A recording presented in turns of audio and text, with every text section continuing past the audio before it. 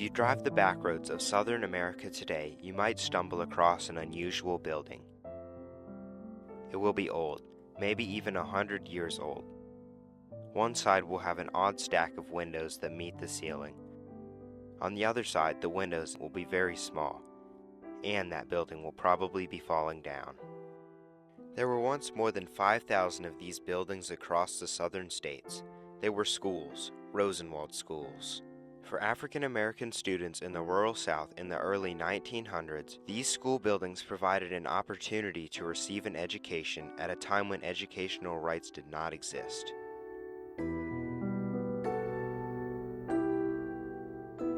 The Civil War dramatically changed the South. In 1865, the rebel army conceded defeat, and the 13th Amendment abolished slavery.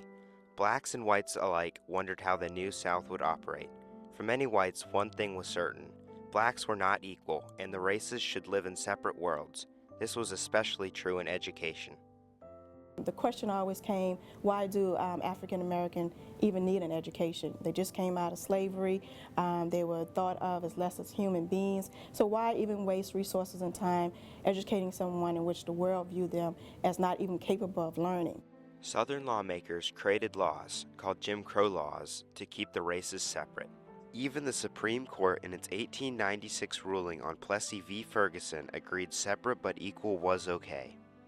Even though today we would say that all children have the right to education, back then that wasn't the way things worked.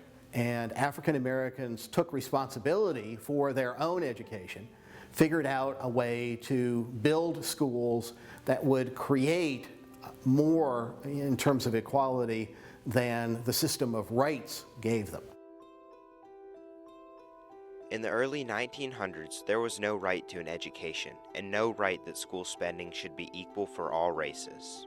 Many southern states spent only a fraction of their dollars on black students.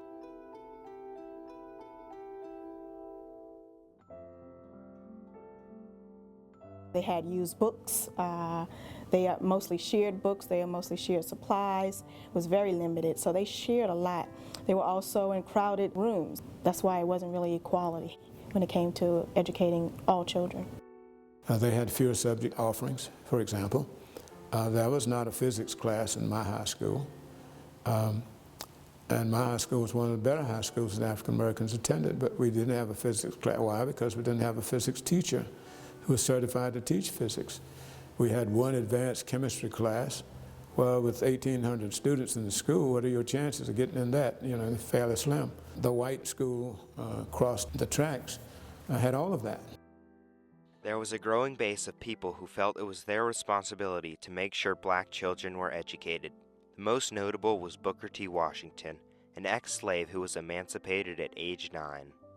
In many ways throughout his life as a college president, as someone who taught himself to read, he did not wait for the structure of rights to come to him.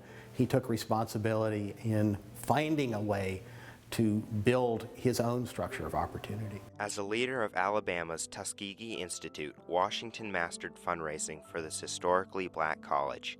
When Booker T. Washington met Julius Rosenwald, the entire concept of education in the South was transformed. This idea that African Americans come together as a community and don't wait for government, that was something that was very important to Booker T. Washington. Important to Julius Rosenwald was the ability to affect social change through donations.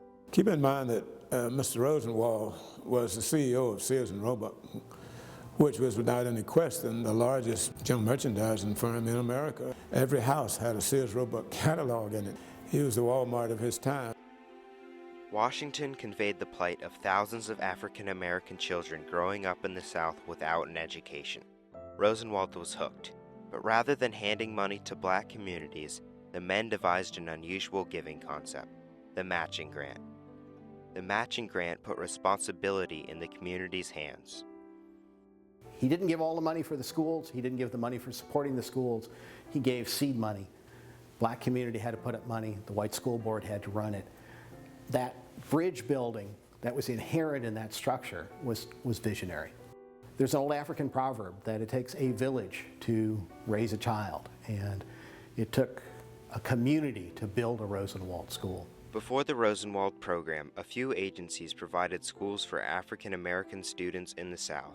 One such organization was the Freedmen's Bureau, created in 1865 to aid former slaves, but it was the Rosenwald schools that were the most sustained and widest reaching. Communities had several designs to choose from, but the key Rosenwald characteristics were the same. Most notable were the stacked windows. The school rooms were carefully planned with a bank of windows down one side so that the light would come in across your desk. It would be on your left so that when most of us who are right-handed would not have the sun casting a shadow across our arm. And that was really important because rural America, as late as the 1930s, did not have electricity. Most of the schools were built in out-of-the-way locations, away from possible opposition. Still, opposition did exist. Violence did take place, but when I look at violence, it's two ways. It's the physical violence, the burning or, the throwing down, bricks into your building or whatever. But I think the greatest violence is mentally. Mentally saying that educating blacks is worthless. That opposition has a more powerful impact than somebody just throwing a brick into your window. A few vocal activists, including W.E.B. Du Bois, opposed the Rosenwald schools. They said the schools legitimized segregation and limited learning to basic trades. Many later changed position and backed the schools. By 1929, roughly 5,000 Rosenwald schools had been built across the South. The Rosenwald Foundation had given $4.3 million, which were matched by $6 million from the black communities. When the Great Depression hit, the Rosenwald construction program lost momentum. Then in 1954, the Supreme Court ruled on Brown v. the Board of Education and outlawed separate but equal. Southern schools were integrated and consolidated, and many Rosenwald schools were no longer necessary. Most were abandoned and forgotten. Decades passed. In 2002, the National Trust for Historic Preservation placed the Rosenwald schools on its most endangered historic places list. Many companies, organizations, and individuals are taking responsibility now to save the structures. Those schools have a history, and they have a significance that has been understated.